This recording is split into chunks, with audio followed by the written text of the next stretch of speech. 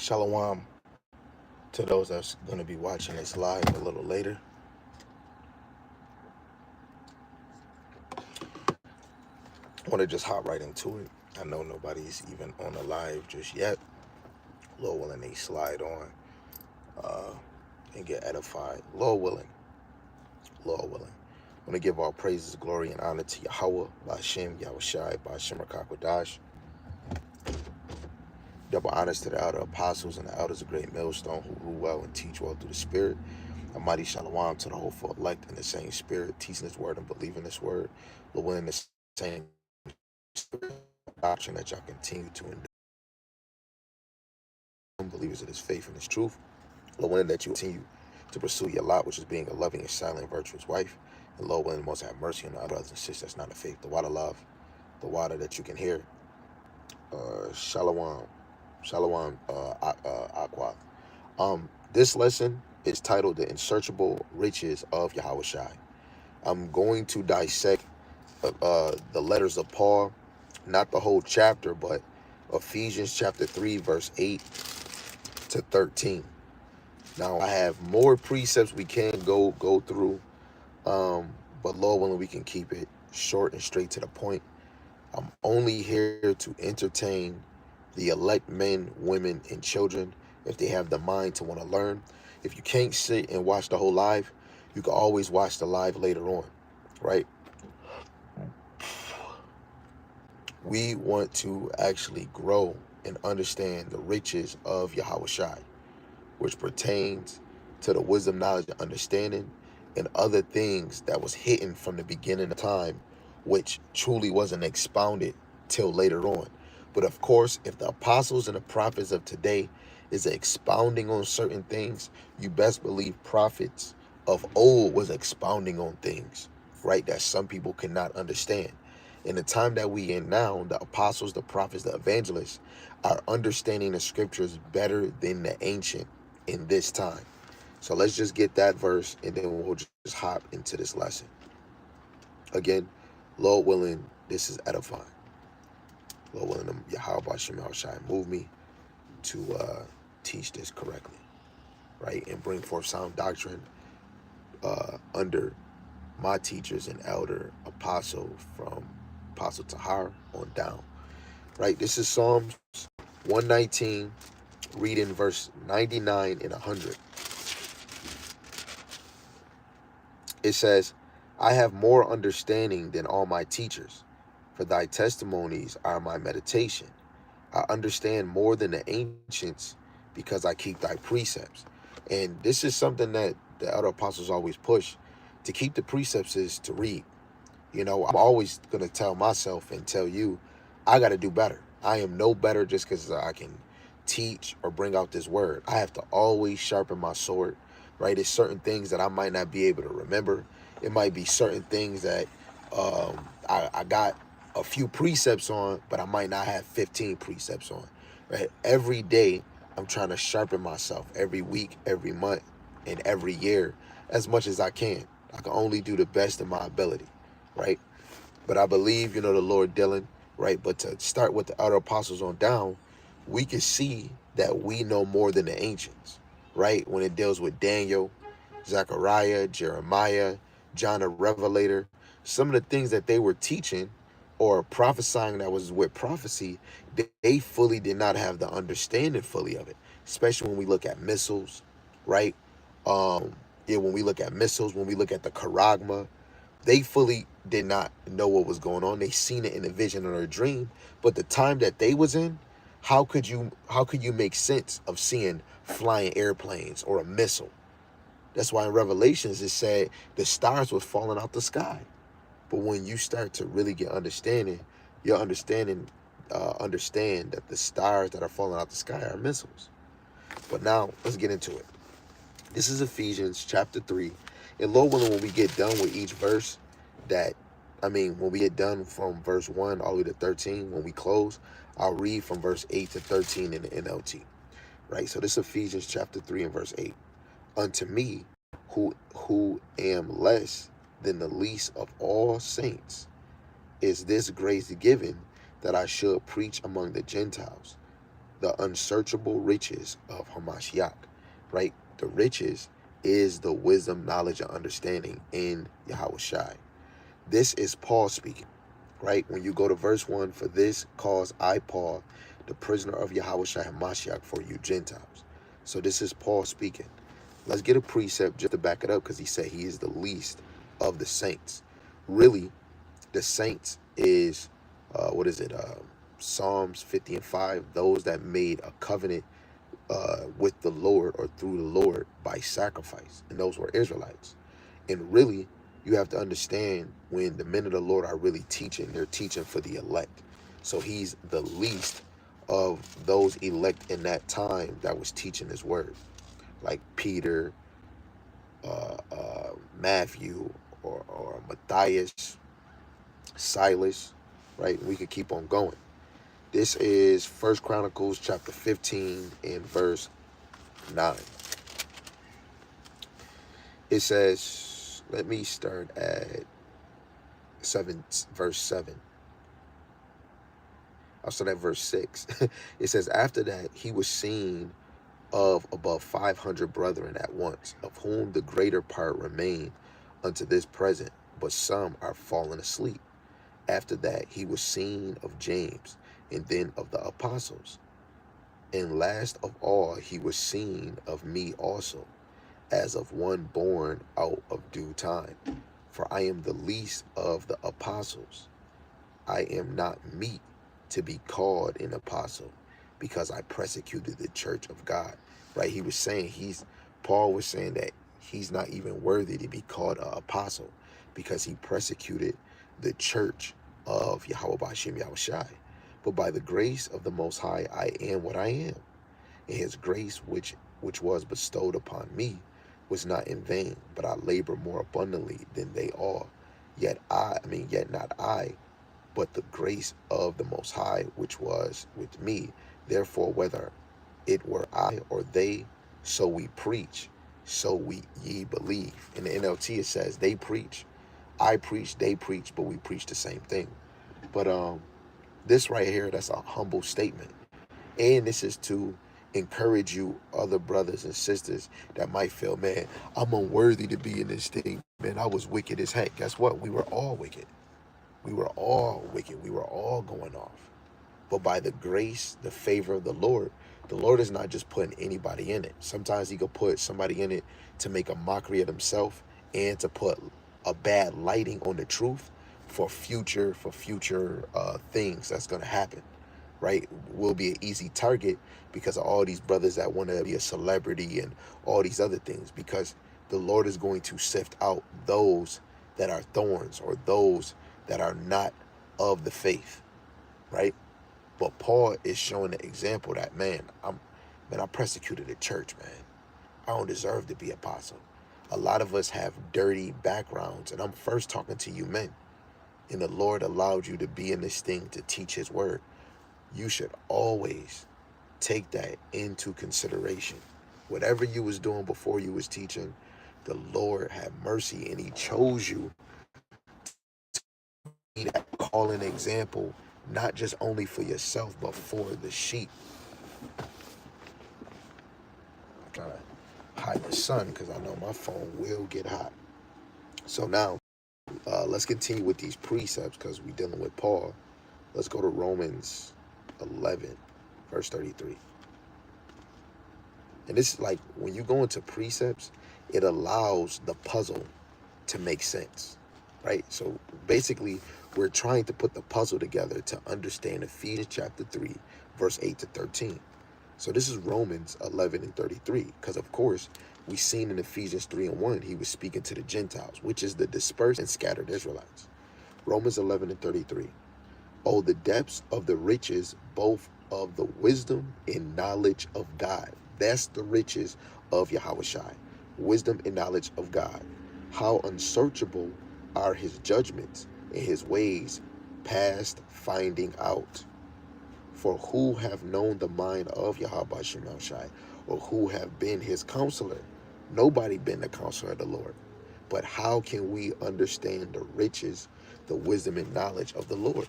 Let's go to 1 Corinthians chapter 2 in verse 10 and 11. You hear me bring this out a lot, but this should be in your head. How do you know somebody is in the spirit, or how do you know you're moved in the spirit? This is 1 Corinthians chapter 2, verse 10. Do I want to get the whole thing? I'll start at verse 7. It says, but we speak the wisdom of God in a mystery, right? So dealing with Yahawashi, especially in the 9th verse in Ephesians chapter 3, that's going to hit. It's going to go over a lot of people's head that fully haven't dissect this ministry or the truth or the wisdom, knowledge, understanding of the Lord, because it's endless. It says, even the hidden wisdom which God ordained before the world unto our glory, right? Deuteronomy 29, verse 29, right? The secrets revealed belong unto Yahweh, and they're revealed unto us and our children's children. So in time and time again, it was revealed. But if Paul's speaking to the Gentiles, they didn't have no understanding of Yahawashi, how much important he is. That's why the book of Hebrews is important of that riches, to get more wisdom and understanding of Yahawashi. It says, which God ordained before the world unto our glory, which none of the princes of this world knew. For had they known it, they would not have crucified the Lord, Yahawashi Mashiach, of glory. Right? If they did have this mystery, they would have never crucified Yahawashi. Why did they not have it? Because it's hidden. Everybody can't get it. And this is part of the gospel, right? Those that the gospel is hidden to or hidden from is those that are going to perish, right? Just like how you see brothers not speaking of glorified bodies, chariots, right? Those parts might be hidden from them, right? Verse 9, it says, but as it is written, I have not seen nor heard, neither have entered into the heart of man the mind, in things which God have prepared for them that love him. Love is an action in truth, right? So you're going to see those that love the Lord in action and in truth. It says, but the Most High hath revealed them unto us by his Spirit. For the Spirit searcheth all things, yea, the deep things of God. The deep things of Yahawashi is a mystery or a secret. Psalms 25:14, the secrets are revealed to those that fear Yahawashi. To fear the Lord is to have a reverence, a respect, or a high respect for the Lord, and to be terrified. Verse 11, for what man knoweth the things of a man, save the spirit of man which is in him? Even so the things of God knoweth no man but the Spirit of God. So in order for us to master what we're about to read, we gotta have the Spirit of Yahweh Bashim Yahawashi. So Lord willing, from each lesson we ever did, right, from all the reading, sharpening your sword, having conversations with your brother, Lord willing, we'll be able to understand this. I believe I understand it. Lord willing, when, me receiving it, giving it to you, that you understand it. And maybe you might take it and go even further and add more seasoning to this, right? So let's get another one. Let's get Colossians chapter 1, verse 27.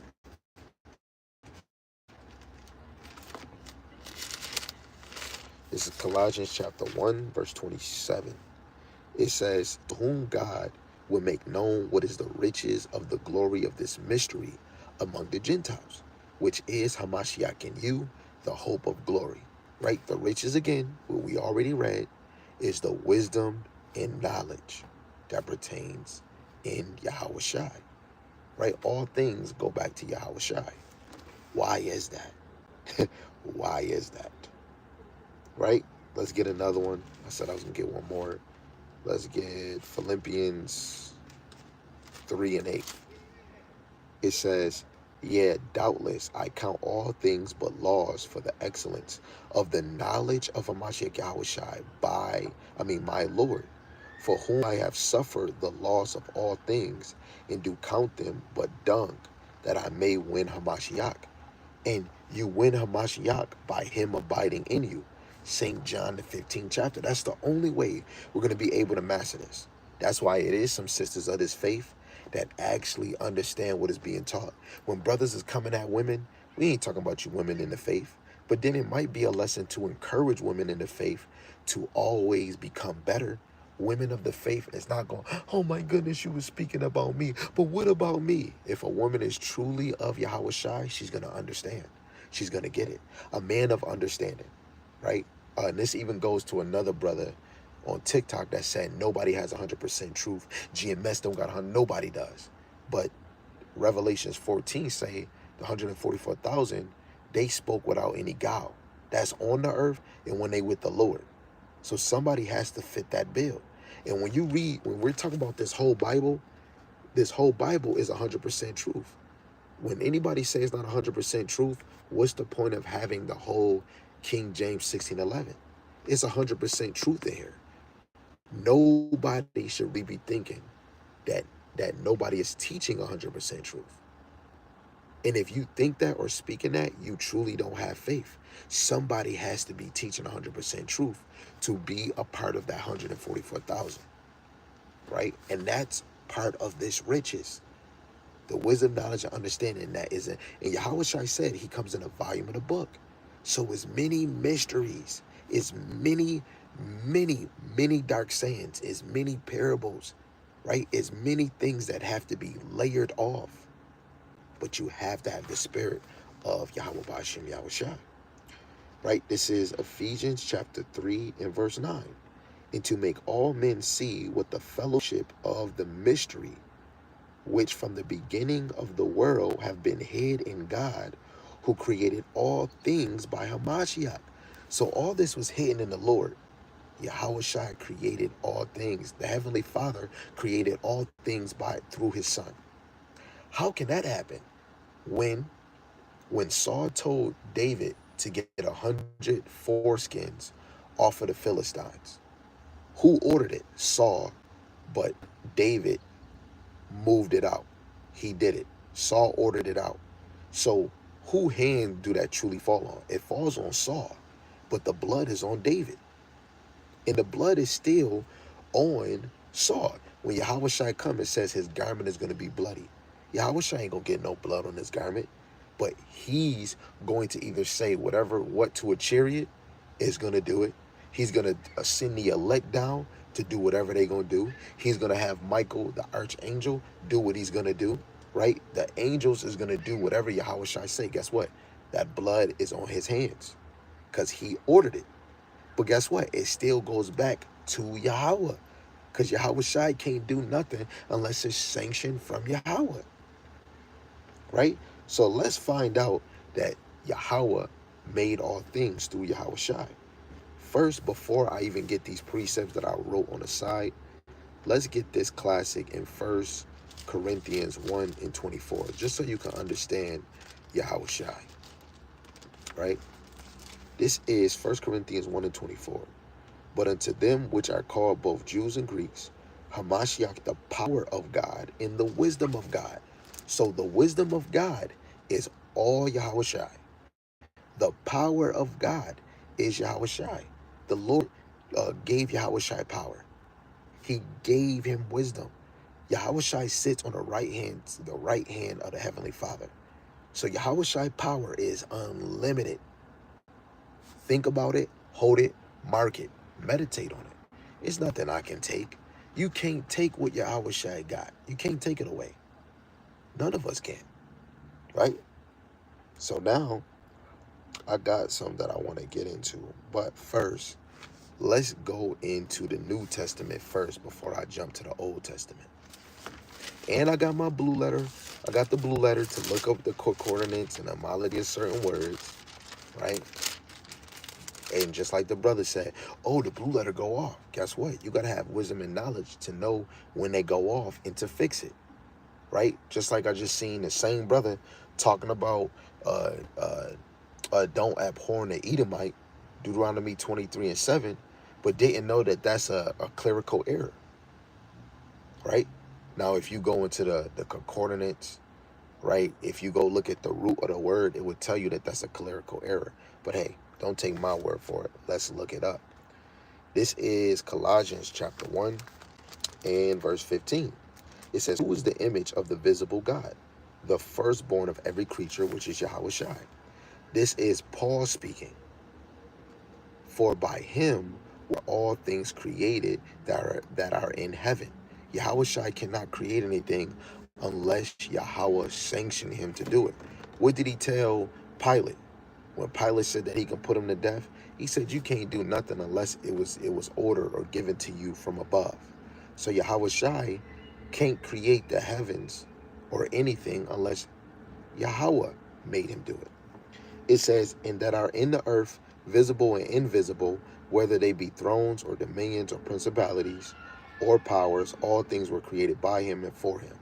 So that, and he is before all things, and by him all things consist. Yahweh Yahweh don't have a beginning or an end. That's why Yahawashi is called the Alpha and Omega, the beginning and the end, because Yahawashi is the first creation, right?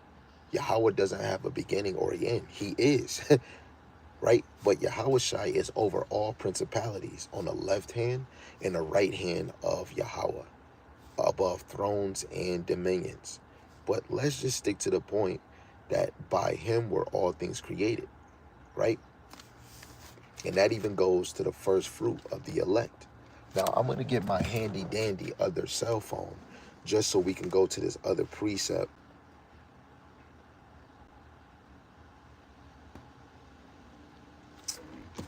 Before I go there, I'm going to have to get this. St. John 1 and 3. Just real quick, because we're still in the New Testament, right? This is St. John 1 and 1. In the beginning was the Word, and the Word was with God, and the Word was God. But isn't Genesis the beginning, right? Let me look up.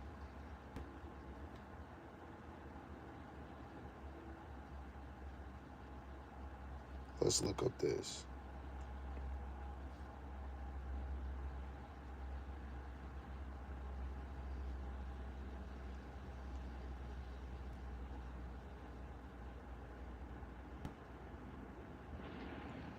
Genesis means origin, creation, or beginning.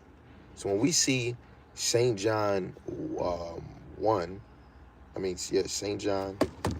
St. John 1 and 1, in the beginning was the Word, which that Word is Yahawashi. And the Word was with God, which this is going back to Genesis 1, in the beginning, Genesis. Yahawashi was with the powers, the rulers, the judges, and the Word was power. Right? So Yahawashi is a power. Did we not just read in 1 Corinthians 1 and 24? Yahawashi and Mashiach is the power of God and the wisdom of God. The same was in the beginning with power. It's not saying the Most High, but we know when we go to other scriptures like Wisdom of Solomon, 9 and 9, or Proverbs, the 8th chapter, Yahawashi was with the Most High, like he came. It says all things were made by him. This lines up with Colossians. All things were made by him, and without him was not anything made that was made. Right? So without him was not anything made, because Yahweh made all things by Yahawashi. Let's go back to the beginning of things. Let me get back to that point. This is Genesis 1:1. In the beginning, God created the heaven and the earth. So when we look at all these creations in Genesis 1, 2, such and such, this is who? Who is creating these things? This is Elohim. Elohim. Right? Or 30. Now they say Elohim, but it's Elohim. Elohim.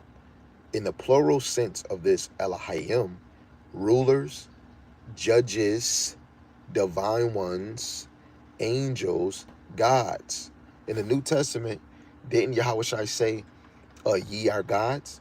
Because Yahawashi is a God. He's not the God. Yahawashi was a divine one, right? A divine, when you even look at divine,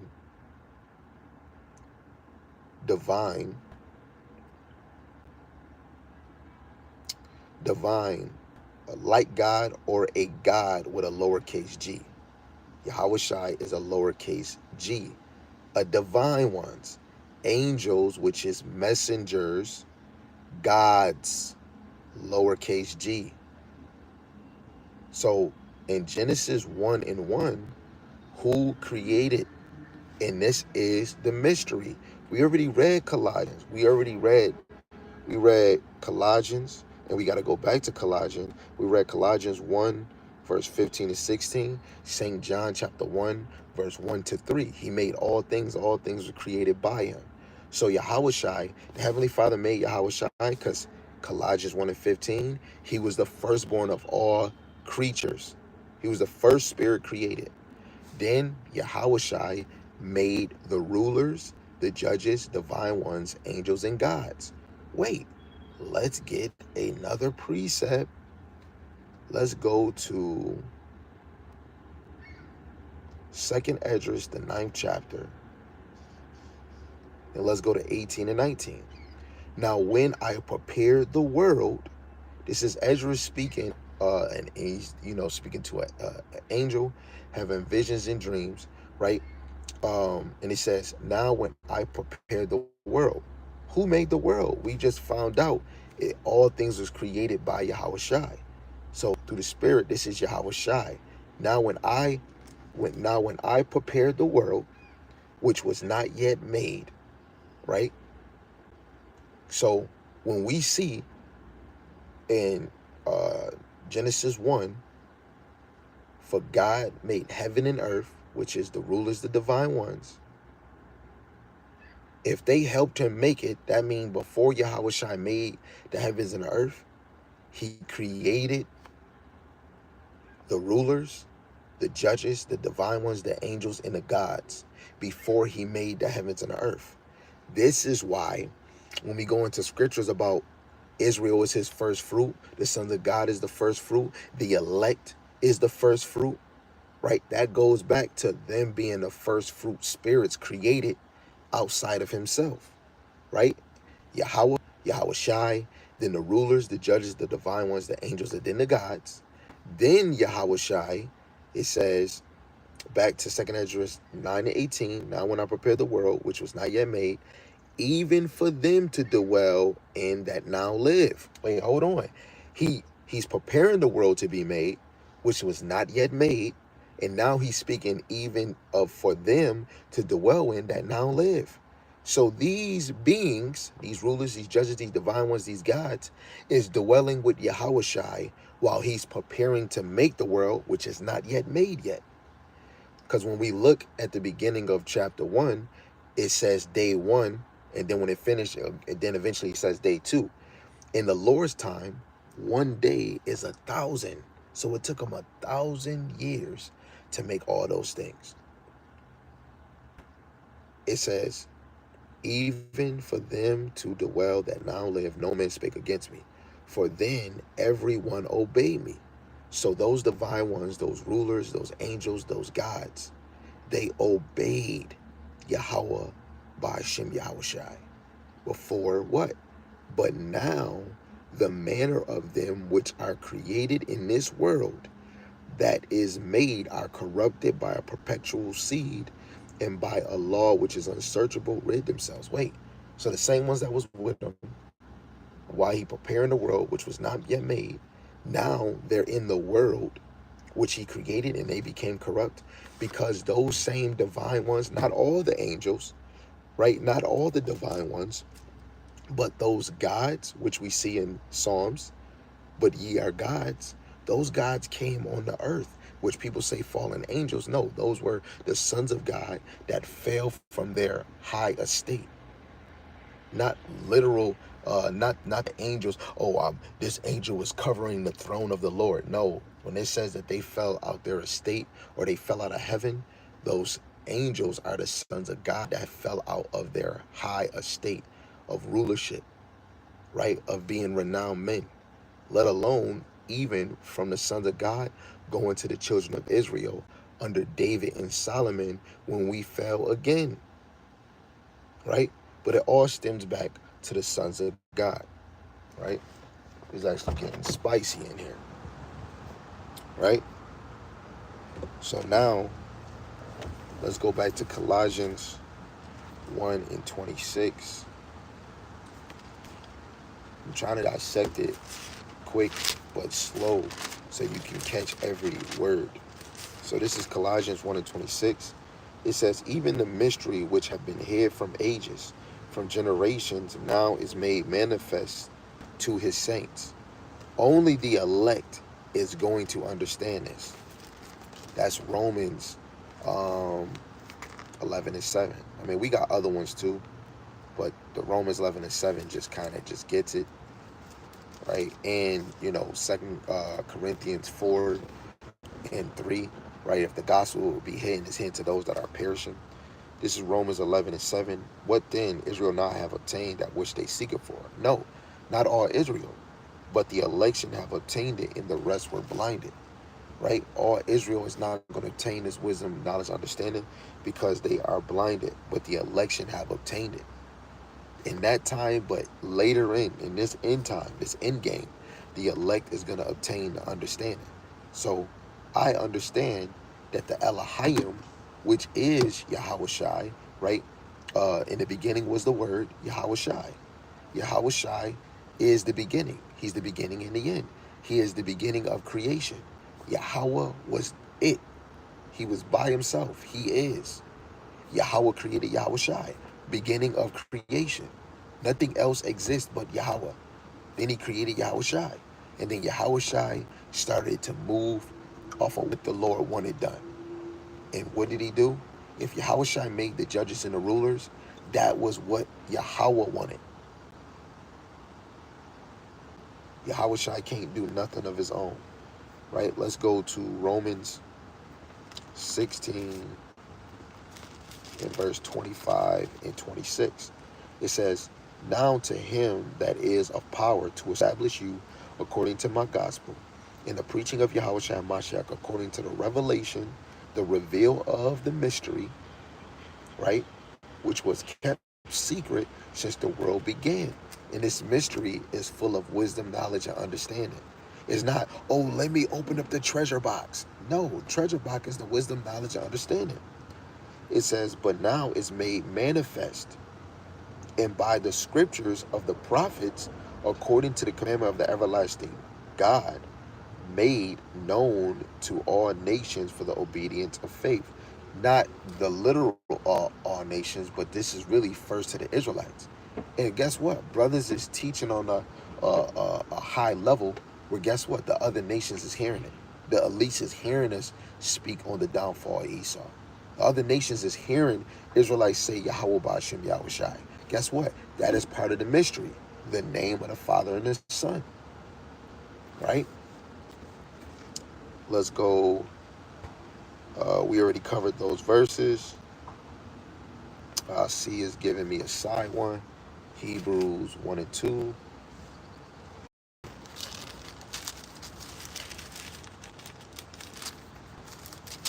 I'm going to read Hebrews 1 and verse 2. This is Hebrews chapter 1, verse 1. It says, God, who at sundry times in diverse manners spake in time past unto the fathers by the prophets, having these last days spoken unto us by his Son. How? Through the Rakah Kodash, whom he have appointed heir of all things.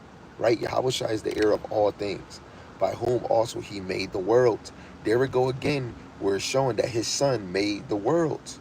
And that worlds can go into the nations, right? In the world that we're living in, right? The other worlds and the other planets. Everything is made by Yahawashi. And even in the time of this creation before he put those divine ones on the earth, right?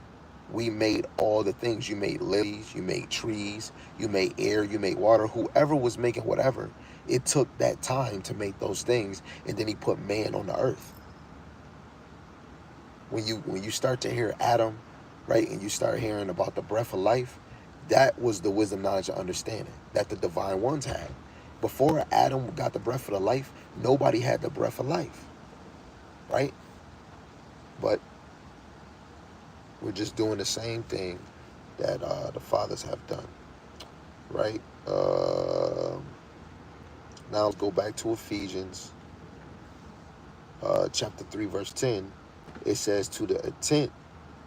Wait, hold on. Let me let me let me think of something. Let me think of something real quick, because I know I can hear somebody saying something. They can't just get it, and it's okay, because I'm not here to teach for everybody. I'm only here to teach those that can actually comprehend, that can get it. Take your time, dissect it, even write these precepts down, and search them yourself. Right? This is Wisdom of Solomon 9:9. And wisdom was with thee, which knoweth thy works, and was present when thou madest the world, and knew what was acceptable in thy sight, and right in thy hands. Right? Yahawashi even said when he came down that he didn't come to do his own thing or do his own will, but to do the will of his father. So everything he was doing was the father's will. It wasn't he wasn't even trying to take accountability. This is not mine, this is the father's will. So when Yahawashi was creating all the things, it was all his father. And what did we read in 1 Corinthians 1 and 24? Yahawashi is the power and the wisdom of Yahweh. So this wisdom that saw um, the Heavenly Father made the world, it was Yahawashi. Because Yahawashi did it on, and it says that Yahweh made the world through his son. Yahweh made it through his son. All things exist through his son. Yeah, that's so far. The Lord don't gotta get up. That's the whole point. A lot of y'all not understanding. The Lord created Yahawashi to do what he wanted him to do, not what Yahawashi wanted to do. Right? That's showing you example of a real king. Yo, you gonna do, yo, I'm gonna need you to do this. And Yahawashi is the example of obedience. Look at this one. Proverbs 8 and 22. Yahweh possessed me in the beginning of his ways. What is Genesis? The beginning. Yahweh possessed Yahawashi. Yahawashi was a good, and he created him. That's why Yahawashi is his firstborn. And I will fear before his works of old. I was set up from everlasting, from the beginning. Forever the earth was. This is Yahawashi. Right? When Yahawashi touched the earth, he is him that comes from everlasting, and he is from the beginning, because he is the beginning of creations. When there was no depths, I was brought forth. When there were no foundation abounding with water, Yahawashi is telling you, I was before all things. Before the mountains were settled, before the hills was brought forth, while as yet ye had not made the earth, nor the fields, nor the highest part of the dust of the world, when he appeared the heavens, I was there. When he set a compass upon the face of the earth. Heaven is really rulership, but Yahawashi was there before it all. You can keep on reading. This is Yahawashi. When he established the clouds above, when he strengthened the fountains of the deep, when he gave the sea his decrees, that the waters should not pass his commandments, when he appointed the foundations of the earth. And we go back to Genesis 1, when everything was created. Yahawashi was before all of that. Yo, we get into mysteries, man. This is like Scooby-Dooby-Doo, right? This is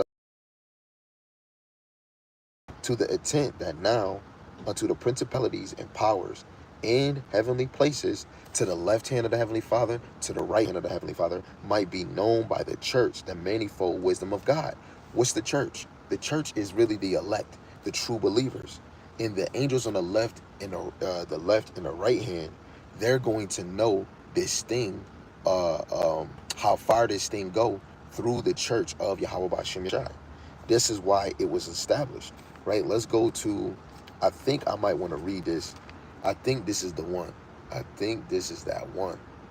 First Peter's chapter 1. Is this the one? I think it is.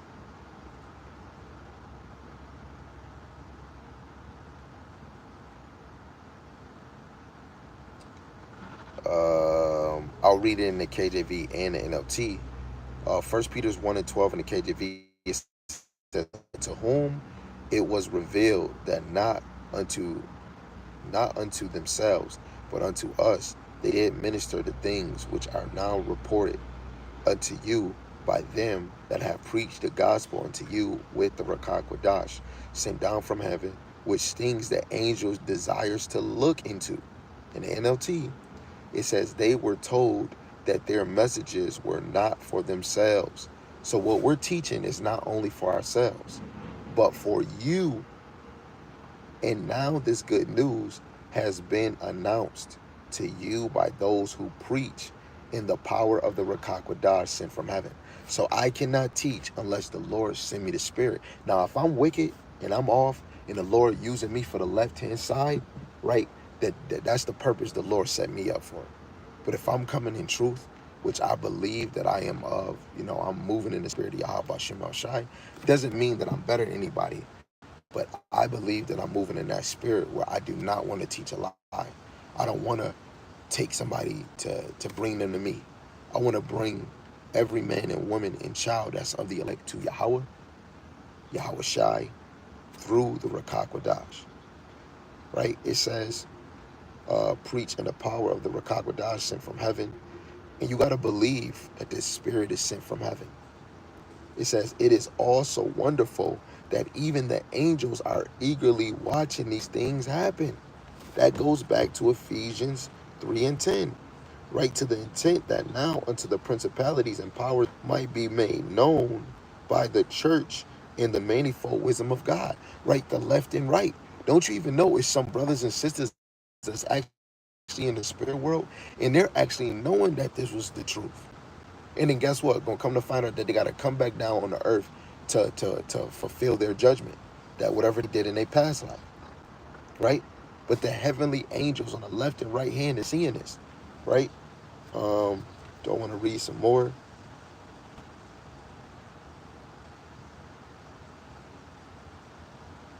I mean, that right there is so, man, that is delicious right there. But what I wanted to go to is, dang, it was right there. It was in my head. Okay. Um,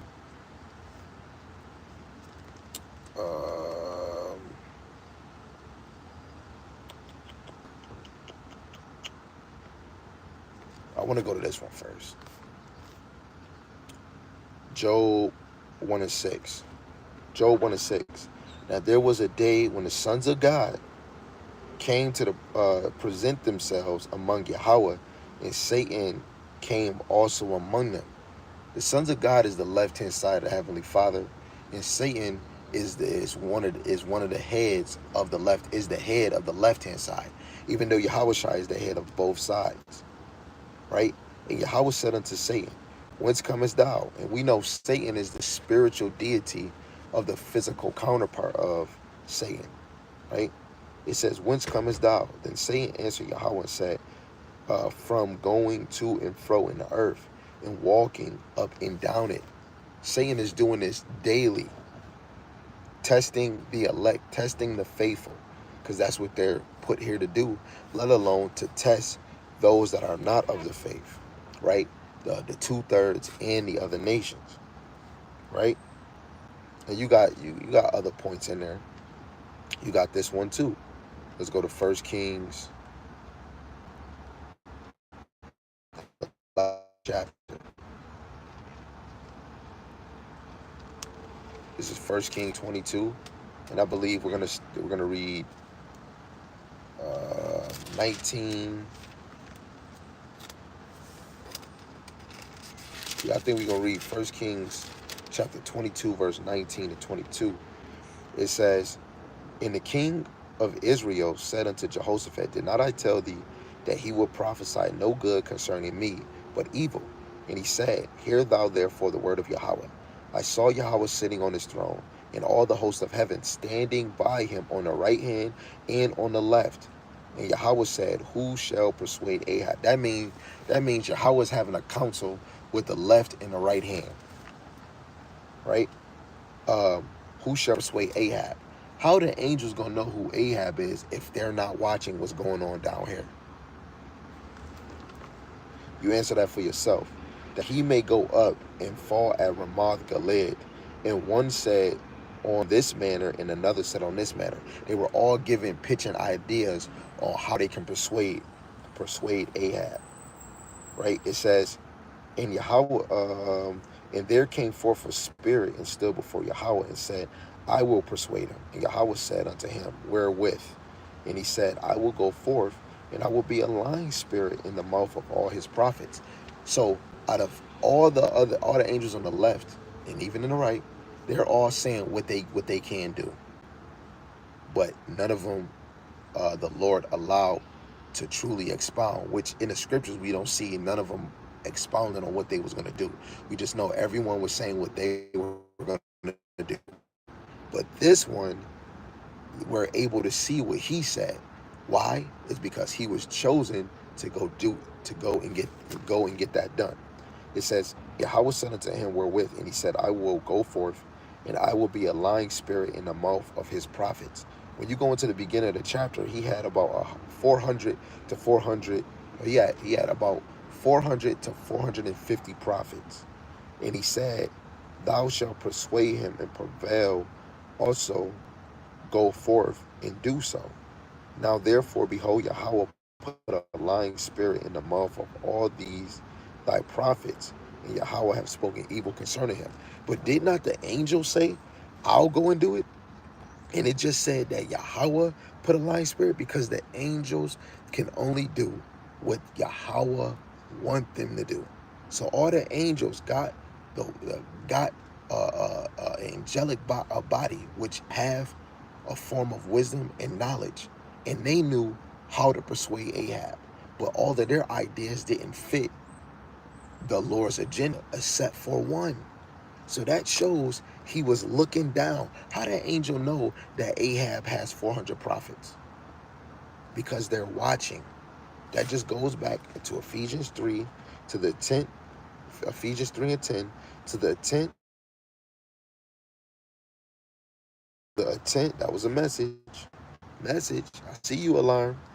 To the intent that now unto the principalities and powers in heaven, heavenly places, might be known by the church the manifold wisdom of God. So the angels above is watching us.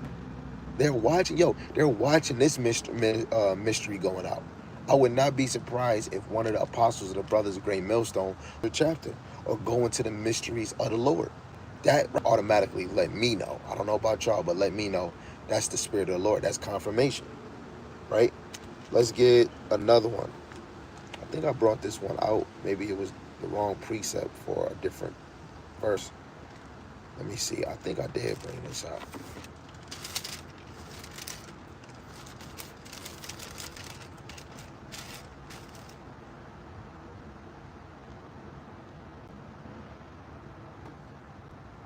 Yeah, I think I did.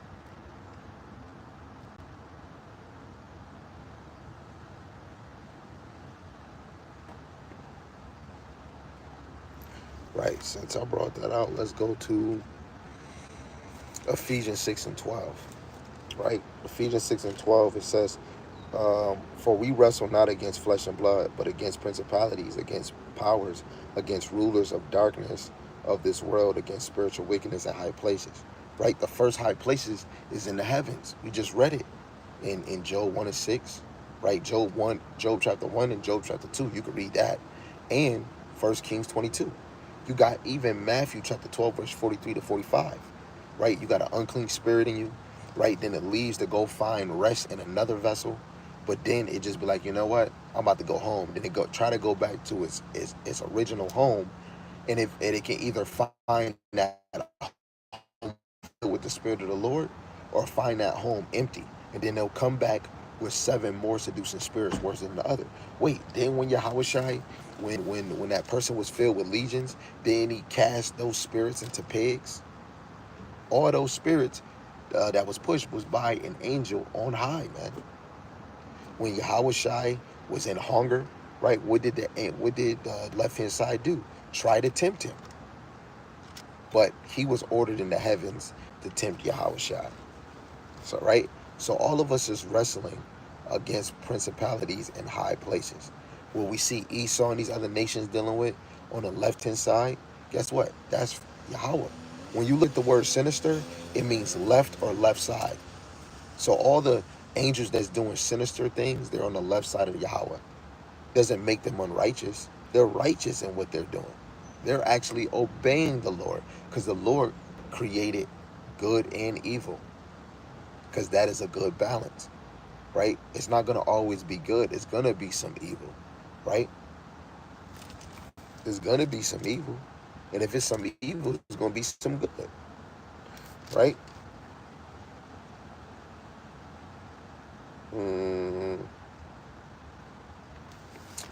Let me see if I want this one. This is 1 Timothy 3:16. And without controversy, great is the mystery of godliness. The Most High was manifested in the flesh. God was manifested in the flesh, justified in the spirit, seen of angels, preached unto the Gentiles, believed on in the world, received up into glory. This is speaking about Yahawashi, right? Because Yahweh wasn't manifested in the flesh. Yahawashi was manifested in the flesh, right? Because Jeremiah 23, he is that righteous branch that's going to bring peace and safety to the 12 tribes of Israel. Salaki. Now back to Ephesians. I'm not going to drown it too much with that verse. But verse 11 in Ephesians 3, it says, according to the eternal purpose which he proposed in Hamashiach Yahawashi our Lord. Right, let's go to Isaiah 46:10. Real quick. Right, according to the eternal purpose. So if this is eternal, that means that this purpose was in the heavens before it even was in earth. How can you say that, brother? Isaiah 46:10, declaring the end from the beginning. How can the Lord declare the end from the beginning? Right? What is the beginning? Yahawashi, the beginning of creation. When Yahweh made Yahawashi, that was already the Lord declaring the end. Because everything that is established in this world and what we're walking into was all in the mind, all in the heart of Yahweh. All of this consists in Yahweh. So declaring the end from the beginning of creation, which starts with Yahawashi, and from ancient times, the things that are not yet done, right? The ancient times, soon as man got on the earth, the sons of God got on the earth, saying, my counsel shall stand and I will do all my pleasures. Soon as the Lord brought forth Adam, it was already going to be established that the Lord's counsel was going to stand. He was going to do all his pleasure. And he put us in this carnal flesh that, guess what? Eventually, guess what? The sons of God went off. Let me see if I can get this one. I think it's Judith chapter 1, verse 5. And I will therefore put you in remembrance, though ye once knew this. This is Jude. This is Yahawashi brother. This is the second last book of the Bible. He said, I will therefore put you in remembrance, though ye knew this. How did you know this? Because all Israelites, you have an ancient spirit. How? Ecclesiastes 12:7. The flesh goes back to the earth, and the spirit goes back to him that created it. It says how that the Lord, having saved the people out of the land of Egypt, afterward destroyed them that believe not. And the angels which kept not their first estate, but left their own habitation, he have reserved an everlasting chain of darkness. That everlasting is really a point of time, but is a long time, because all the way from Adam to the sons of God, and we in 2025, this is everlasting, right? A long time, but it's only for a appointed time, changed under darkness, which is this flesh, where we don't have our glorified bodies. Second Corinthians, the 15th chapter. First Corinthians, the 15th chapter, verse 45 to 54. Right? It says, he have reserved an everlasting chain of darkness unto judgment of the great day.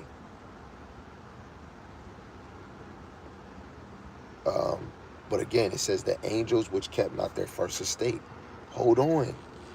Oh, that's showing you that the angels in heaven, they went against the Lord. No, that goes back to Genesis 1 and 1. In the beginning, God created the heavens and the earth. Who are the gods? Right? When you go into this word, Elohim 4:30, it says rulers, judges, divine ones, angels, and gods. So these angels, which is a messenger. What is a prophet? A messenger. What is an apostle? He's a messenger, bringing forth the word of the Lord. Right? Don't he tell Jeremiah, tell my people the words of Yah, the words that I give you? Guess what? Jeremiah is sending or speaking the message of Yahawashi Mashai, Moses, giving the message that was spoken to him from Yahweh to the children of Israel. Right? So the spirits that fell from their first estate is men, because the sons of God in Job is the men. Right? Women, you fully got established through the loins of men, through sex. Right? Because the women are not part of, truly, if we wanted to say when Yahawashi created the spirits, women are not a part of being rulers, judges, divine ones, or angels or gods. Those titles is for men, right? And that those titles was for the first fruits, the sons of God that became flesh on the earth.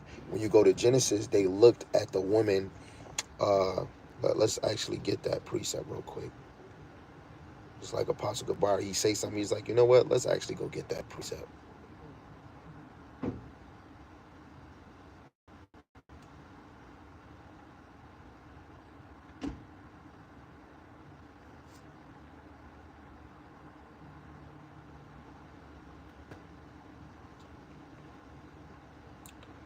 I think it's Genesis 6 and 2. It says, the sons of God saw the daughters of men that they were fair, and they took them wives of all which they chose.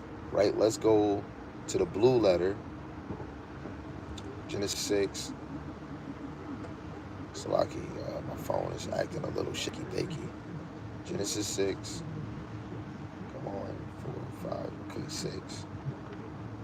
Okay, in the NLT it says, the sons of God saw the beautiful women and took any they wanted as their wives. Right? So even when we deal with polygyny or men just like in women, it says, and they took any they wanted as their wives.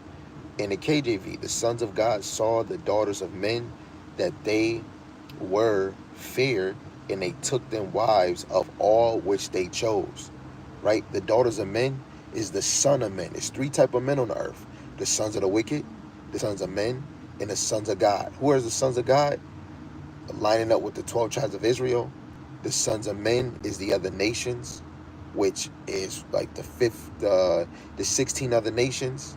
The sons of the wicked is Esau. So you got the chosen, the sons of God, which is the 12 tribes of Israel, which fulfill later on. The sons of men, which is the 16 nations, or the 16 heathens. The sons of the wicked is the Edomites, which is the 18 nation. Right? So the sons of God, which were the angels that put on flesh, that the Lord put flesh on, and they were walking in the earth, and they took beautiful women from the sons of men, from the other nations, because Esau wasn't here yet, right? And guess what? They took wives, and we was getting bang bang boogie. And then, like the same thing that happened on, we start following the ways of the world. That's why when the flood came, a majority of all the sons of God went right back into the spirit world. And Noah, his 3 sons, their 3 wives, and Noah's wife were left. Beautiful.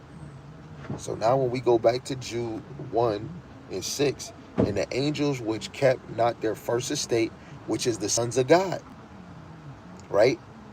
But left their own habitation, he have reserved an everlasting chains under darkness unto judgment for the great day. The great day is talking about when Yahawashi come back, right? And they fell from their estate. Let's see.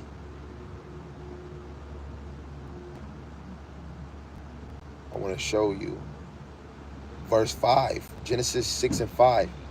And God saw the wickedness of man was great in the earth, in that every imagination of the thoughts of his heart was only evil continually, right? And this is the sons of God and the other men, right, of the other nations. We were all doing wickedness, just like how we doing now. This is why all this was to establish, to bring forth Yahawashi. Right, is another point where it says to reserve an everlasting chain of darkness unto judgment. Right? So you go to Ecclesiastes 3, I think it's verse 14, or wait, hold on. No, verse 16, Salaki. Ecclesiastes 3 and 16. And moreover, I saw under the sun the place of judgment, that wickedness was there, in the place of righteousness, that iniquity was there. Right? The wickedness and righteousness is going to be under the sun. But guess what? This is a place of judgment. So that means the righteous is going to come back under the sun, because this is a place of judgment, whatever they did in their past life. Wait, the wicked is going to come back, and this is a place of judgment when they come back, and they got to fill out their lot, whatever they did in their past life. From the sons of God, the Israelites, to son of man, the other heathen nations, and the sons of the wicked, which is Esau. So when you go back to Judith 1 and 6, the angel fell from their estate. Those is talking about the sons of God, those angels, those divine ones, those rulers, those gods that put on flesh. And the Lord sent down here to eventually make the chosen bloodline. The sons of God is not these heathens. The sons of God fall under the chosen bloodline. Right? For those that get it, you get it. Now, let's keep it moving. Let's go to 2 Timothy chapter 1 and verse 9. I hope whoever is a believer got everything I just said. I went through these precepts. We read the scripture slow, nicely. I hope you getting it. If anybody is in this thing and you're getting edified, watching the live later, put a 1 in the comment section. If you're getting edified right now, put a 1 in the comment section on the live right now. If you just lost and don't understand nothing, put a 2 in the comment section. Right? Put a 2 in the comment section if you don't get it. Right? Okay, a 1. All right, all praise to Yahawashi Mashai. We got a 1. So that means that she understand. Okay, love, I see you. Okay, all right, cool. Now I'm feeling good now. Okay, somebody understand, and if it's somebody that got a 2, hey, that's not for you. Okay, this is 2 Timothy chapter 1 verse 9 in the KJV. It says, "Who have saved us and called us with an holy calling," right? A set apart calling. How can all nations get this holy calling if only one nation was called holy? We'll say that for another day. Not according, Salaki, not according to our works. What does that mean? Now, yes, I'm teaching, not according to my works. What else works? Not according to you fulfilling the law. Where your fringes, brother? Where your fringes, sis? Hey, yo, bro, I don't wear my garment wherever I go. Brother, you're going off. Guess what? Holy calling, not according to works. You got this calling because of grace, because of favor, if you are of the elect. It says, but according to his own purpose and grace, his own purpose for you, his own favor towards you, which was given us in Hamashiach Yahawashi before the world began.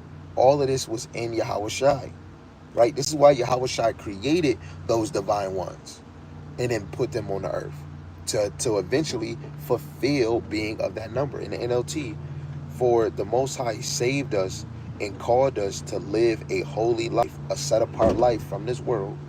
He did this not because we deserved it, but because that was his plan from before the beginning of time. What is the beginning? Yahawashi. This was his plan, right? This wasn't because we deserve it. This was his plan. All along, the Lord wanted you to rule. The Lord wanted you to be over the nations. Not because you deserve, oh, that's a faithful servant. No, it was his plan. And guess what? When you play basketball, football, any type of sport, and somebody be like, yo, pick out your team. and it's 20 people. You're choosing your team. The Lord chose Yahawashi. Yahweh chose the elect, and Yahawashi picked them out. Right? It says in his plan from before the beginning of time to show us his grace through Yahawashi Mashiach. Because it was all to lead to Yahawashi, because Yahawashi is the beginning of creation. And what it say in Hebrews 12:2? Yahawashi is the author and finisher of our faith. It ends with Yahawashi. So amazing, man. So this is so amazing. Oh man, this is so amazing, bro. Let's go to Romans, the 8th chapter, and verse 28 to 30 in the KJV. 28 to 30. It says, and we know that all things work together for good to them that love God. 1 John 3:18. Hey, little children, love not in word or in tongue, but love in deed and truth. What is deed? An action. Truth is the word. Truth is Yahawashi. So love in Yahawashi and love in your actions. Right? Our actions show. When brothers say, you putting faith over the law. Guess what, bro? I love the Lord so much, I want to do both. I want to rehearse the law, and I want to show that I have faith in Yahweh Ba'ashem Yahawashi.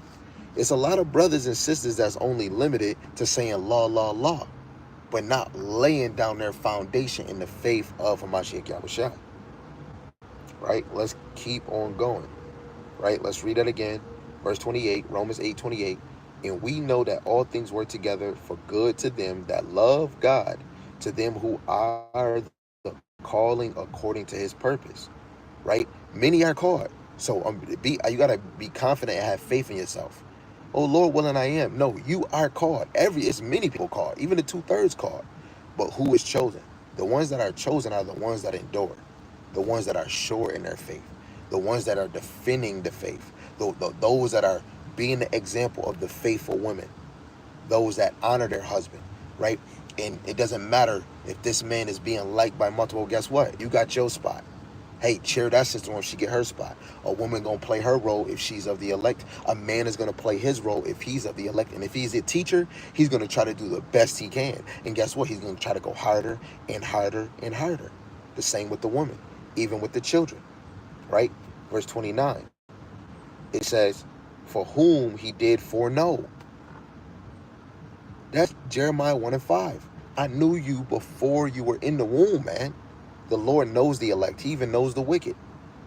He also did predestinate to be conformed to the image of his son, that he might be the firstborn among many brethren. Moreover, whom he predestinate, them he also called. And whom he called, them he also justified. Wait, you're justified by faith. That means those that he called are justified by faith, not by works, because they're going to be justified through Yahawashi, because that's where that faith is at. In whom he justified, them he also glorified. Guess what? The elect already got it, because guess what? The elect cannot leave the truth. The elect not second guessing. The elect is only coming. They're coming to the truth. They're coming in this thing. They're staying in this thing, and they're trying to get better and sharpen themselves, because the Lord is watching us. If the angel's watching, Yahweh Shem Yahawashi is watching. Right? They're trying to do their best. Yes, they're in a chain of darkness. Yes, they slip. Humpty Dumpty, I always thought as a little kid when Humpty Dumpty fell that he got back up. But everybody say, nah, Humpty Dumpty fell. He didn't get his ass back up. But the elect, they fall and they get up. A just man falls 7 times but get up. A righteous man fall but get back up. Let's look at Yahawashi. Through the Spirit, he was Adam. Of course, Melchizedek. He was Isaac. He was Solomon. And he came back as himself, Yahawashi. He came, let's just leave Melchizedek, because, this all is ordered in the order of Melchizedek. But Adam, Isaac, and Solomon. He came back as these 3, then came as Yahawashi. And the last one, he was perfect. So that man came in this thing with 3 different tries, man. A just man falls 7 times to get back up. And he kept coming back down under the sun. And that's amazing. The Yahawashi went through the same thing we went through, coming under a place of judgment. That last time, that last one was him. So the elect in this time, this is the last captivity. This is your last Mohegan. Think of it as Yahawashi. Do the best you can. Now, I'm nowhere near Yahawashi. I mean, he was perfect. St. John 2 and 6. If ye abide in him, you must walk like he did. Dang, that's heavy. Right? Romans 8 again, just to get y'all more happy in the NLT, verse 28, it says, we know that the Most High causes everything to work together for the good of those who love God and are called according to his purpose for them. For God knew his people in advance. In advance. That if he knew you in advance, you were already thought of. Ain't nothing new. Right? It says he chose them to become like his son. So the Lord wants you to be like his son. He wants you to imitate. Paul even said, imitate me like I imitate Yahawashi, so that his son would be the firstborn among many brothers and sisters. And having chosen them, he called them to come to him. And having called them, he gave them right standing with him. And having given them right standing, he gave them his glory. Don't it say in Romans, the 8th chapter, that Yahawashi is going to allow us to be joint heirs with him? Yahawashi set this up when he set up the first spirits, which is the elect. Guess what? The angels that's in the heaven, those wasn't the first spirits created. It was the elect men that's on the earth doing the same thing as Yahawashi, coming back on the earth in a regeneration and a reincarnation. Didn't he tell the disciples, those that come in the regeneration, that wasn't Yahawashi first time ever coming in reincarnation, regeneration on the earth? Everything Yahawashi doing, coming back on earth, fulfilling his judgment, then he's Yahawashi. Guess what? The elect men is doing the same thing in every generation. For those that believe, call Yahawashi Yahawashi. Now, let's go back to Ephesians chapter 3, verse 12. It said in the KJV, in whom we have boldness and access with confidence by the faith of him. By the faith of who? Yahawashi Hamashiach. Let's get Hebrews 4 and 16, KJV. It says, let us therefore come boldly unto the throne of grace. So you got to boldly come to this favor that we may obtain mercy and find grace to help in time of need. So come boldly to Yahawashi Yahawashi every day. When you walk this thing, when you sleep, fix yourself, right? So that you can obtain mercy. This is another thing. If you rebuking yourself and you getting better, you have obtained mercy. Mercy is compassion. What if you don't rebuke yourself? What if you don't change? What if you don't fix the problems that you're dealing with? Guess what? You don't have compassion. Because if Yahawashi came as Adam, he fell because of a woman. Now, he was Isaac through the Spirit. He didn't fall as a woman. I mean, he didn't fall because of a woman. Guess what? He brought in the righteous and the wicked seed. Just in the spirit world, Yahawashi created the righteous and the wicked. In the spirit world, he created the righteous and the wicked. In the flesh, Yahawashi was Isaac, and he had Jacob and Esau. And he created on the earth the righteous and the wicked seed. Right?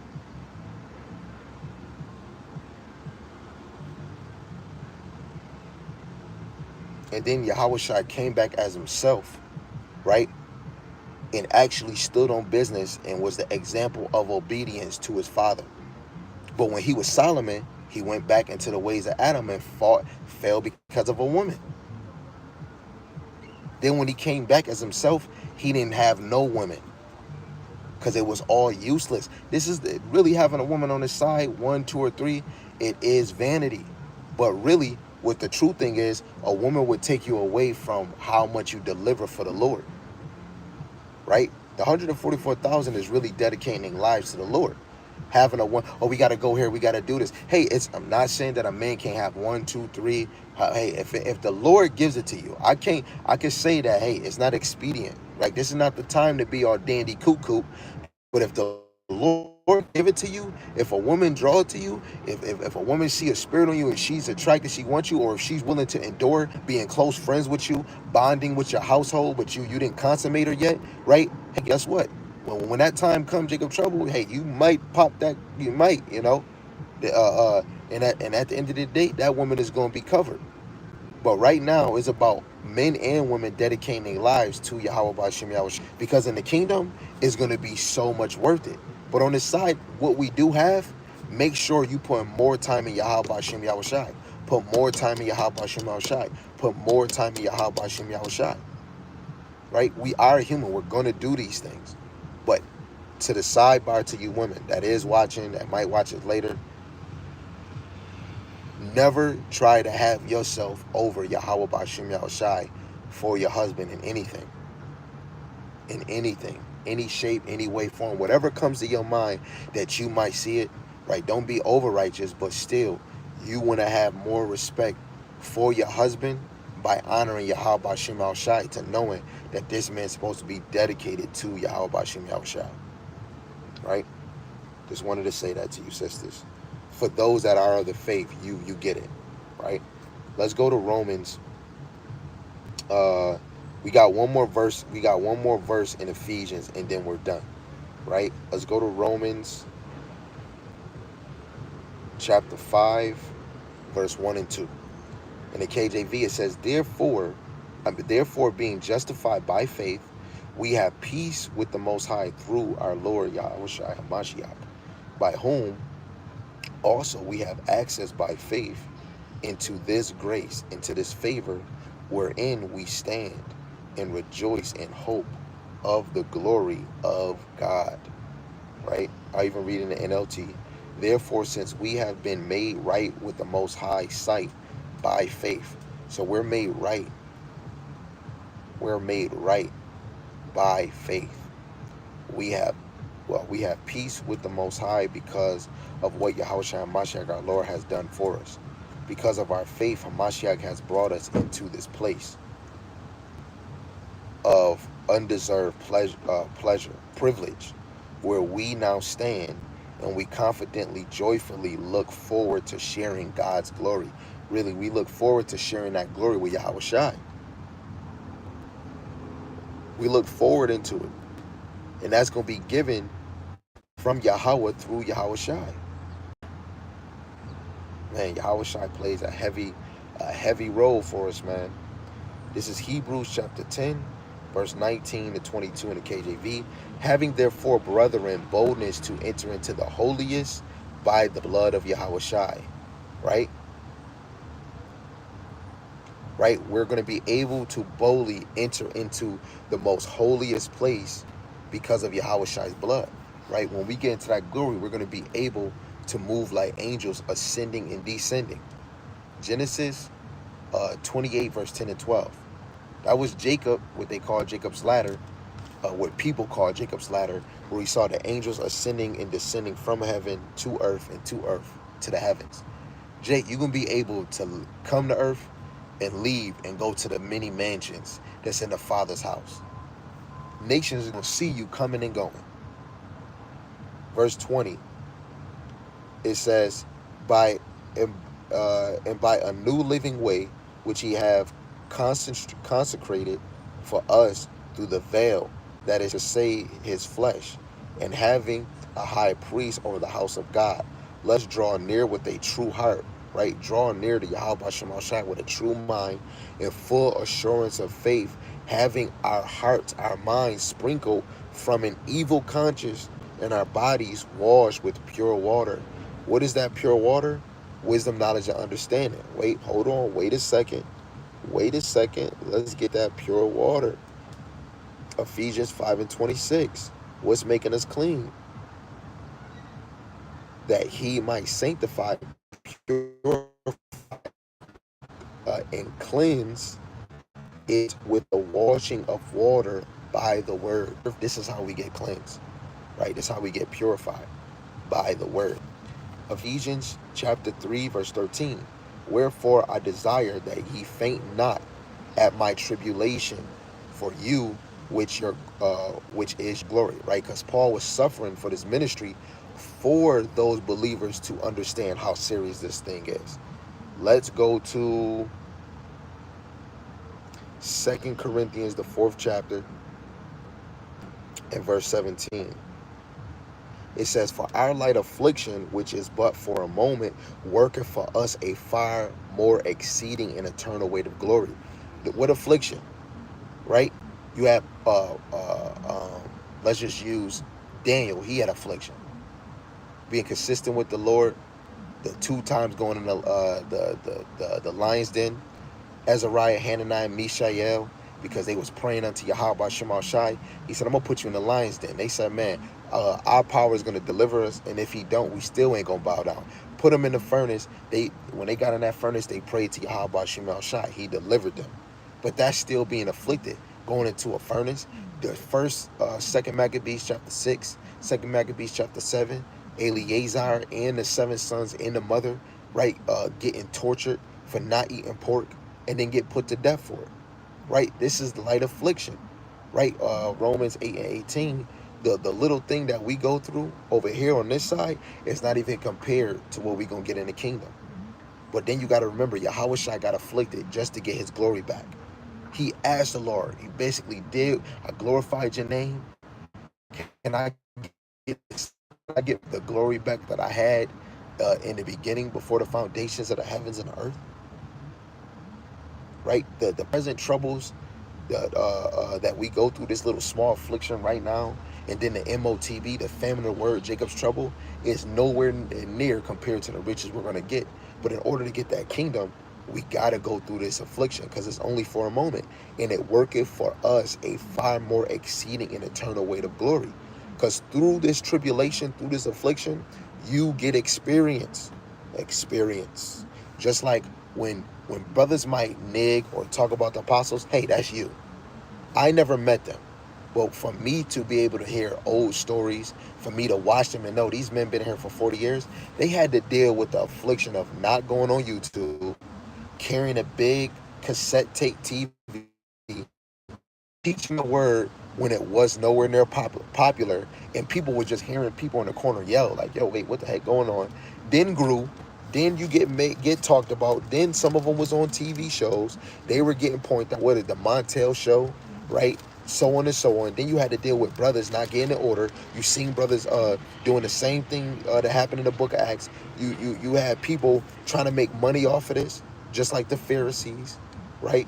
Then you like, let me remove myself from that. Then the spirit hitting you, and then you start to get more understanding that, oh, Cornelius is an Israelite, such and such, and then now people calling you a bug out, right? They have experience with the experience with people falling out, experience with people making new doctrine, experience of people leaving sound doctrine, experience with people having itchy ears, experience with people was saying the Lord's name, and then now they saying Yu-Gi-Oh or Yeshaya or whatever the heck they're saying, right? They have experience with people trying to send them death threats, or they going to jail, right? You want to learn from those people's experience. We get to learn from the experience of the men of the Lord that's in the scriptures written, that was quoting or saying these words, either Rakak Wadash, having them written for our learning, and then you got brothers experiencing it. All this is for our learning, man, right? And this light affliction is just for a moment. Big dog. Verse 18, it says, "While we look not at the things which are seen, but at the things which are not seen.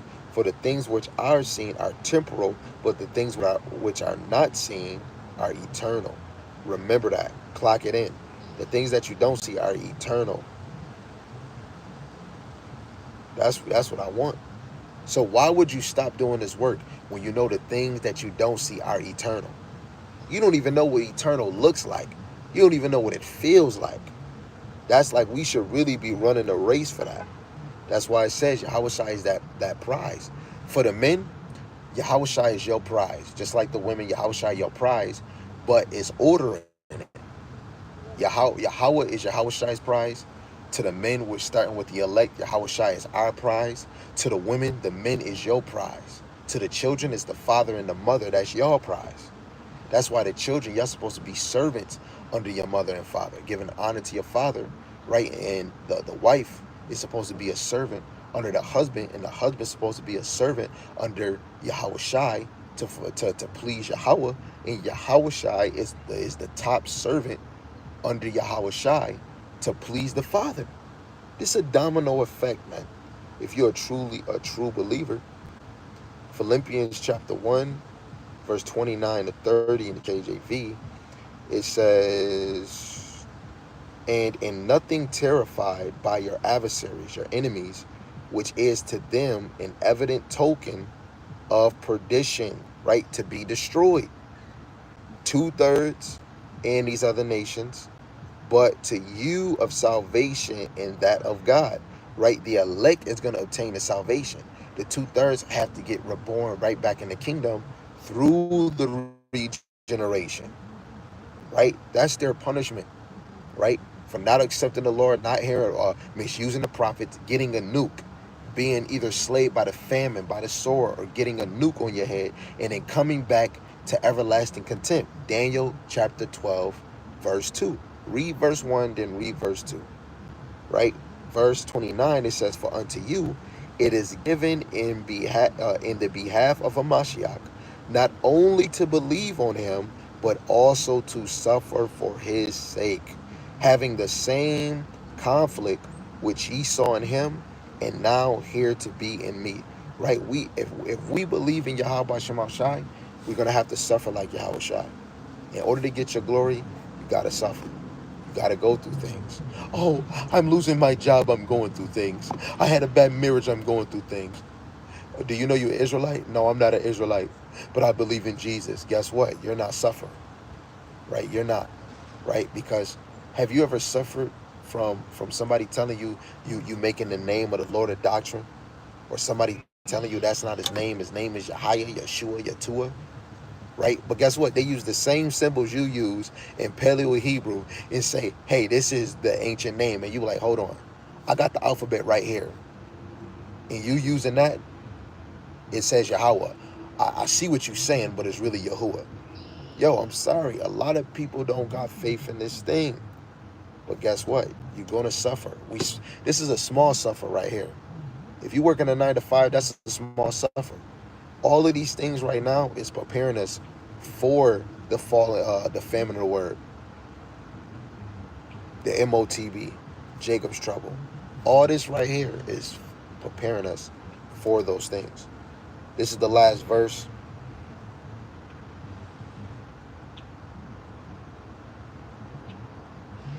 Acts.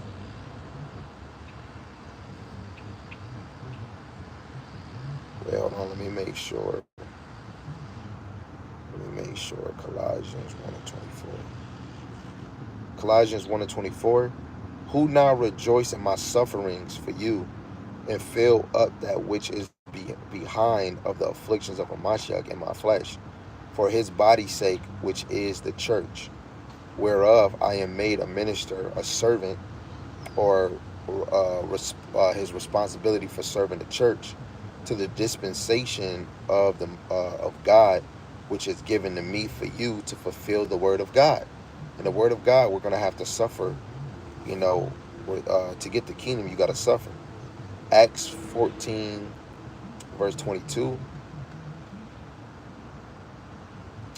Confirming the souls of the disciples and exhorting, which is encouraging them to continue in the faith, and that we must through much tribulation enter into the kingdom of God. And the NLT, where they strengthen the believers, they encourage them to continue in the faith, reminding them that we must suffer many hardships to enter the kingdom of the Most High. Yo, don't think that this is hard. Don't think that this is going to be easy. Timothy said that I must suffer hardship as a good soldier for Hamashiach Yahawashi. In order to get the kingdom, you got to suffer. There's nothing wrong with suffering, man. If Yahawashi did it, you must do it. If I can do it, he can do it. If he can do it, we all can do it. So we're going to close. Again, like I promised, I said I was going to read. This is Ephesians chapter 3 and verse 8 in the NLT to 13. Read right through it. I'll close this. I tore another page. My Bible getting worn down. This is what it's about, man. A worn out book. They've been through some battles, man. It's Ephesians 3:8 in the NLT. Though I am the least deserving of all the Most High people, talking about Paul, he graciously gave me the privilege of telling the Gentiles, the dispersed, the scattered Israelites, about the endless treasures available to them in Hamashiach. Right? And if that's wisdom, knowledge, understanding, if these were the other nations, they were going to understand that they had no parts in none of this. So how can they be grafted back in to something they was never in? It says, I was chosen to explain to everyone this mysterious plan that the Most High, the creator of all things, had kept secret from the beginning, right? The beginning of creation in Yahawashi. But it just said Yahweh created all things. For everybody that's so simple and don't get it. If Yahawashi created, Yahweh is the one that created it. Because Yahawashi cannot create anything unless it was given to him to create. What do a sergeant do? He gives the order and they go do it. But guess what? That is on his hands. Verse 10. God's purpose in all this was to use the church to display his wisdom and its rich variety to all the unseen rulers and authorities in the heavenly places. Right? The unseen rulers is the other men, right? Or you can even say women that's in the spirit world. But even the angels on the left and right hand side, which are men, which they are able to see the variety of riches right on the earth, the wisdom, knowledge, understanding through the elect that are on the earth, because some of the elect is in the spirit world. It says this was the eternal plan, which he carried out through Hamashiach Yahawashi our Lord. Because of Hamashiach, our faith in him, we can now come boldly and confidently into God's presence. So please don't lose heart, right? Don't lose mind because of my trials here. I am suffering for you, so you should feel honored. And that's what the elect going to do on this side, right? When you go to Revelation 20 and 4, right? Those that don't worship the image, the beast. I mean, those that was teaching the testimony of Yahawashi, the word of God, that didn't worship the image, bow the knee to the beast, or take the mark, which is all through the image, the beast, and the mark are three different things, but they all are one from this beast, right? Those that didn't do those things, right, they're going to be martyred, right? Because your adversary is going to be so angry. Because Revelations 13:15, if none of you come worship the beast and take that charagma, you're going to be put to death. And the Lord already chosen those men that are going to be murdered. What happened before is happening again. So the apostles is coming back in their lot, and they're going to be afflicted for this ministry. And that's just going to be a faith booster to the other elect, the other men, women, and children. Right? Hey, the Lord might remove some brothers' wives. I mean, some brothers that's in this thing, the Lord might remove you from your wife, right? You got kids, you don't got kids. Some brothers, it's not just going, don't just only think it's going to be a single woman, because when you look at Peter had a wife, and he was even afflicted, and what they say was put on a cross upside down, right? So no, yeah, Lord willing, we are the elect regardless if you get martyred or not, or you get tortured, or you put in jail or in FEMA camps, or if you're enduring to the end and you just in hiding. Lord willing, you are the elect in any example. But women have to understand that your man could be taken from you, because this is about Yahweh Ba'ashem Yahawashi and who's going to go the distance. And you're going to be tested and tried. So some men might be separated from their women, and the Lord might just hide you sisters and hide your children. And as soon as your man got afflicted, he was in his faith and his truth, the Lord not about to allow you to get ravished and taken by a man, right? That man is going to glorify the message of the Lord by being in that jail, being in that FEMA camp, or being martyred. And you, through the spirit and power, if you have faith, you're going to endure in this thing, call on the name of the Lord. You're going to still be praying for your man, still praying for the elect. And guess what? You might get beamed up. Or the Lord might just put you right in the spirit world. right? You know what? Let me just put it in the spirit world, you know? But just know the suffering is about to happen. The worst is yet to come for the ministry, for Yahawashi Yahawashi. So with that, I want to give all praises, glory, and honor to the one true power, Yahweh, Ba'ashem, Yahawashi, Ba'ashem Rakakwadash. Double honors to the elder apostles and the elders of great millstone who rule well and teach well through the Spirit. A mighty shalom to the hopeful elect in the same Spirit, teaching His word and believing His word. Lord willing that you all continue to endure and be sincere in sound doctrine and in the same Spirit. Shalom to the Akwat believers of His faith and His truth. Lord willing that you all continue to endure and be sincere. Lord willing, you sisters pursue your lot, being a loving and silent and virtuous wife. And Lord willing, the most have mercy on the other brothers and sisters that's not in the faith. With that, shalom, shalom, abba, abba. Shalom, Magwa.